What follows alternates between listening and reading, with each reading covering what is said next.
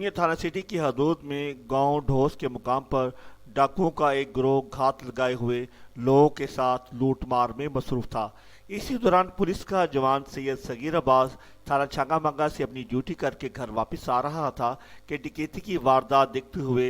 एक फर्जशनास पुलिस एहलकार का सबूत देते हुए इस वारदात को रोकने के लिए मज़ाहमत के लिए आगे बढ़ा तो डाकुओं ने फायरिंग कर दी, जिसके नतीजे में पुलिस का जवान सगीर अब्बास शदीद जख्मी हो गया। जख्मी को फौरी चुनिया THQ अस्पताल मुंतकिल किया गया, जहां पुलिस एहलकार की हालत तशवीशनाक होने के बायस लाहौर रेफर कर दिया गया, जो रस्ते में जख्मों की ताब न लाते हुए शहीद हो गया। DPO कसूर इमरान किश्वर वाक़े की इतला मिलते ही पुलिस की भारी नफरी लेकर मौका पर पहुंच गए और तहकीकात का आगाज कर दिया।